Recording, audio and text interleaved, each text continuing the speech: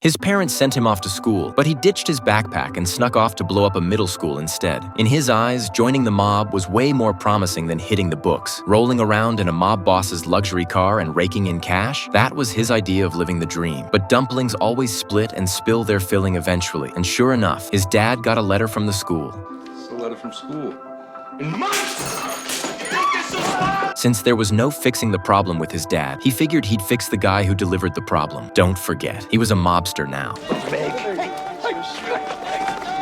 With a cocky little strut, he watched firsthand as the poor mailman got the crap beaten out of him. From that point on, nothing stood in the way of his path to mob glory. And just like that, a legendary drug lord was born. Henry Hill grew up dirt poor. 7 people crammed into a tiny apartment. His little brother was born with a disability, and worst of all, their dad didn't bring in a dime, just took his frustrations out on the kids. So Henry made a vow. He'd make money and take care of the family. Back then, there was only one fast track to riches: getting in with the mob. Those wise guys didn't clock in from 9 to 5, didn't bust their backs for a paycheck. Hell, they could park anywhere they wanted and not even worry about a ticket. So behind his parents' backs, Henry started doing odd jobs at the mob-run taxi stand. He was sharp, hardworking, and eager to please. That got the attention of the big guys. The more he was trusted, the more jobs he got, and the more money he made. But most importantly, people started treating him differently. No more waiting in line at the bakery. Vendors at the market gave his mom extra just because. But then, the good times hit a snag. The school ratted him out and sent a letter home, and that brings us back to the opening scene. Still, that wasn't enough to shake his mobster dreams. The local boss himself took care of the mailman situation. His name was Paulie, a capo in the infamous Lucchese family, one of New York's 5 families. He ran unions, gambling, lotteries, taxis, restaurants. Hundreds of people operated under his umbrella. He offered the kind of protection cops couldn't. All he had to do was sit back and collect his cut. With Paulie's stamp of approval,